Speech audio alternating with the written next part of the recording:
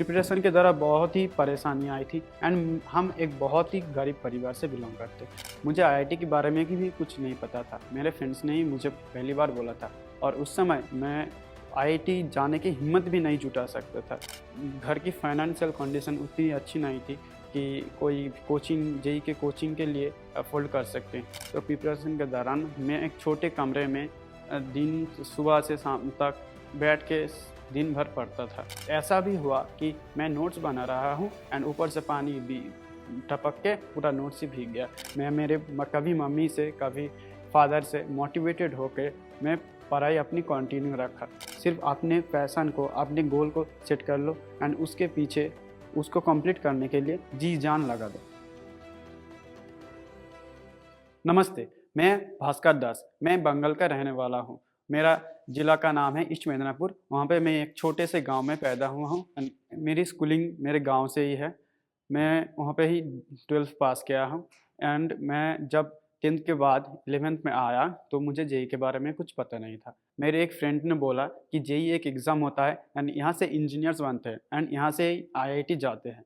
मुझे आईआईटी के बारे में भी कुछ नहीं पता था। मेरे फ्रेंड्स ने ही मुझे पहली बार बोला था और उस समय मैं आईआईटी जाने की हिम्मत भी नहीं जुटा सकता था क्योंकि उसका एग्ज़ाम का पेपर मैंने देखा था, वो तो बहुत ही हार्ड था मेरे लिए।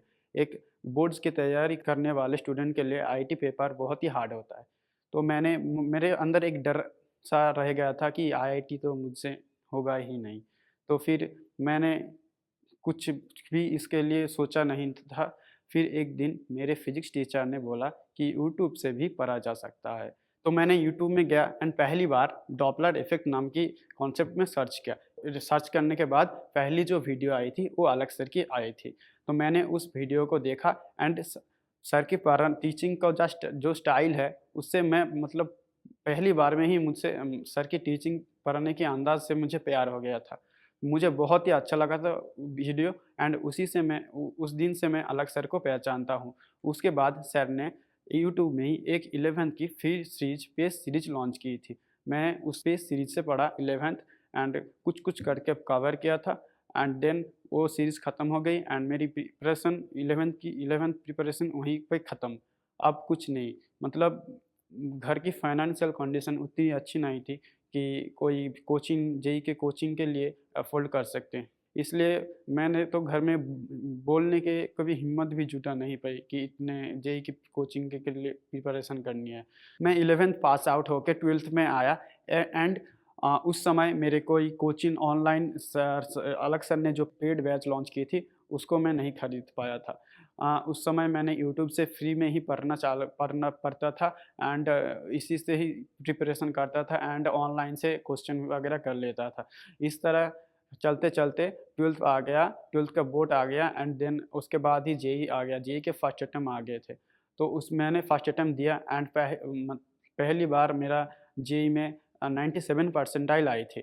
देन उसके बाद मैं थोड़ा और इम्प्रूव किया एंड जेईई के सिर्फ सेकंड अटेम्प्ट में मेरा 97.99 परसेंटाइल आई एंड उसी साल मैंने जेईई एडवांस का पेपर दिया एंड उसमें मेरी 19,000 रैंक आई थी। लेकिन इस 19,000 रैंक पे जनरल कास्ट में कोई सिलेक्शन नहीं था।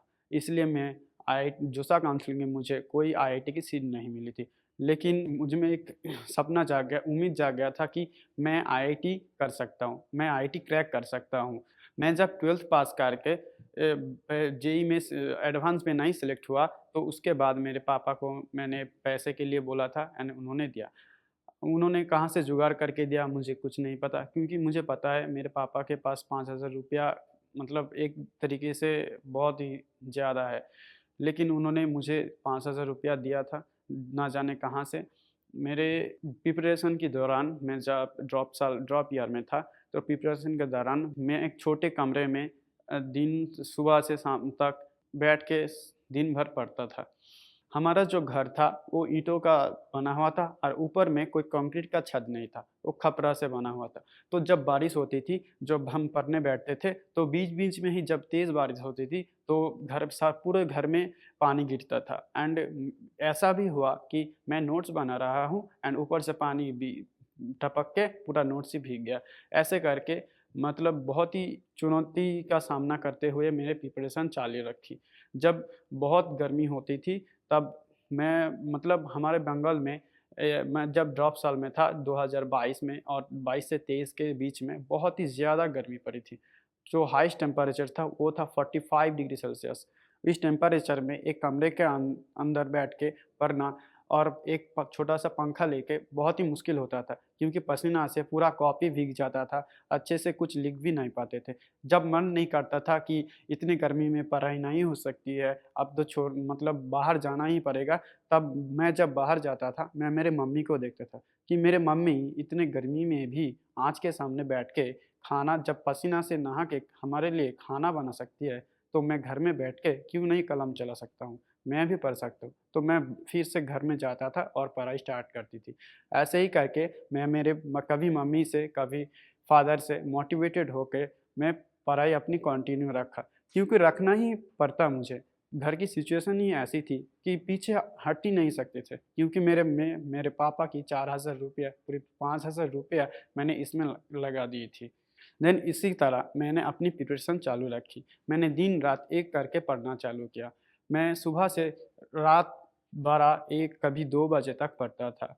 मेरी प्रिपरेशन के दौरान जभी भी मुझे डिप्रेशन या डीमोटिवेशन आती थी, तो मैं सर की मतलब हमारा जो क्लास में सर थे, सर तो मोटिवेटेड करते थे, लेकिन उसके बाद भी जब आती थी, तो मैं सोचता था कि मेरी फैमिली की कंडीशन बहुत ही ख़राब है, जो करना है मुझे ही करना है एंड मेरे मम्मी-पापा बहुत उम्मीद लेके बैठा है मेरे ऊपर। तो इसी तरह मुझ में मोटिवेशन आती थी एंड मैं लगातार पढ़ता रहा एंड इसी तरह कंटिन्यू करता रहा। मैंने इस साल 2023 में मेरा जब 30 जनवरी में जेईई के फर्स्ट अटेम्प्ट था, उसके कुछ दिन पहले 18 जनवरी को हमारा एक गाय का डेथ हो गया था, जिसके ऊपर हमारा संसार का ज़्यादातर खर्चा चलता था। तो हमारा फैमिली का फाइनेंशियल कंडीशन और भी बदतर हो गई थी एंड जेईई के फर्स्ट अटेम्प्ट के पहले ये मेरे लिए एक बहुत ही शॉकिंग चीज़ था, क्योंकि मैं गाय से बहुत प्यार करता था। तो मेरे लिए एक बहुत ही शॉकिंग सिचुएशन था ये। फिर भी मैंने जेईई के फर्स्ट अटेम्प्ट दिया एंड मेरे उसमें 99.05 परसेंटाइल आई थी। उसके बाद मैंने पूरा फ़ोकस मेरे एडवांस में ऊपर लगा दिया। क्योंकि मैं जानता था मैं ड्रॉप लिया हूँ सिर्फ़ और सिर्फ़ आईआईटी के लिए और मुझे जाना तो है सिर्फ़ आईआईटी ही जाना है। तो मैंने उसके बाद और भी ज़्यादा मोटिवेशन के साथ एंड और भी हार्ड वर्क के साथ पढ़ना चालू किया। मैं इस तरह पढ़ते-पढ़ते जो भी एडवांस के मुश्किल क्वेश्चन से मतलब डिमोटिवेटेड हो जाते थे, फिर से वही मैं मेरे फैमिली के बारे में सोचता था एंड मेरा सिलेक्शन अगर नहीं होगा तो मेरा फैमिली का क्या होगा, इस डर से मैं और भी ज़्यादा ज़ोर-शोर से पढ़ता था। इस तरह करते-करते मेरे जेईई एडवांस आ गया एंड मेरे एग्ज़ाम देने बैठा एंड मेरे फर्स्ट पेपर के बाद मुझे लगा कि मेरा एग्ज़ाम बहुत ही ख़राब गया है, बहुत ही बेकार गया है, मेरा सिलेक्शन तो इस साल भी नहीं होगा। फिर मैंने यूट्यूब में सर का वीडियो देखा कि फर्स्ट पेपर बहुत लोगों की खराब जाती है, लेकिन सेकंड पेपर में कब हो जाते हैं। मैं जब जेईई एडवांस का सेकंड पेपर दे के निकला, तो मुझे कोई उम्मीद नहीं थी कि आईआईटी में मेरा सिलेक्शन हो जाएगा। लेकिन जब रिज़ल्ट आया तो मैं ज़ीरो कोई उम्मीद नहीं लेके ही मैंने रिज़ल्ट देखा एंड मैं देख के शॉक हो गया था कि मतलब कैसे हो सकता है मेरा सिलेक्शन? तो उसके बाद मैंने मम्मी-पापा को बोला एंड घर में सब खुशियाँ ही खुशियाँ थी। तो मेरे प्रिपरेशन के दौरान बहुत ही परेशानियाँ आई थी एंड हम एक बहुत ही गरीब परिवार से बिलॉन्ग करते। तो मेरे पापा बहुत जगह से कर्ज़ा-वर्ज़ा लेके हमको पढ़ाया था एंड जब क्या होता था ना मैंने बचपन पे देखा कि मेरे घर में लोग आके जब मेरे पापा को उल्टा-सीधा बोलते थे, तो मुझे बहुत ही बुरा लगता था एंड मैं इस चीज़ से ये चीज़ मुझे बहुत ही मोटिवेटेड करती थी कि इस सिचुएशन तो बाहर निकलना ही है। इसलिए मैं बहुत ही शिद्दत से जो कुछ भी हो जाए, जो परेशानी आए, जो कुछ भी हो जाए, मुझे एग्ज़ाम अच्छे से देना है एंड आईआईटी क्लियर करना, ये मेरा गोल था। तो मैंने इस तरह ही पढ़ना चालू किया था एंड मेरा आज आईआईटी में सिलेक्शन हो गया है। मैं आईआईटी बीएचयू में केमिकल इंजीनियरिंग डिपार्टमेंट में हूँ। मेरे जैसा लड़का जो कि एक बहुत ही गरीब परिवार से आके भी ऑनलाइन कोचिंग करके, पढ़ाई करके जब आईआईटी क्लियर कर सकता है, तो आप लोग क्यों नहीं कर सकते? आप भी कर सकते हैं। सिर्फ़ अपने पैशन को, अपने गोल को सेट कर लो एंड उसके पीछे उसको कंप्लीट करने के लिए जी-जान लगा दो। आप अपनी गोल पूरी करने की रास्ते में जब भी कोई दिक्कत आती है या डिप्रेशन में आप जाते हैं या डिमोटिवेशन आते हैं, तो आप अपनी मम्मी-पापा की चेहरा याद करना। जब पापा काम से लौट के आए, उनका चेहरा देखना, सब डिमोटिवेशन गायब हो जाएगा। क्योंकि मम्मी पापा बहुत उम्मीद लगा के बैठे रहते हैं हमारे ऊपर। तो उस उम्मीद में हम सभी को खरे उतरना है ना? हमसे जो भी जितना भी होता है हम हमारा बेस्ट देना है। तो इसी तरह ज़िंदगी में जभी भी कोई प्रॉब्लम आए तो वो डट के उसके मुकाबला करना है, ना कि भाग जाना है। गिव अप नहीं करोगे तो वो गोल एक ना एक दिन अचीव हो ही जाएगा। तो जब भी आपकी गोल को पूरा करने में आपको दिक्कत आती है, आपको चुनौती आता है, वो आपको उससे भागना नहीं है, उसको फेस करना है, उससे डट के मुकाबला करना है, उसको हराना ही है। क्योंकि मम्मी-पापा बहुत उम्मीद लगा के बैठे हैं हमारे ऊपर। ऑल 2024 के जेईई एस्पिरेंट को मेरे ऑल द वेरी बेस्ट। आप सब जेईई एग्ज़ाम अच्छे से देना एंड आप कर सकते हो। सिर्फ़ लगे रहना, छोड़ना मत। Thank you.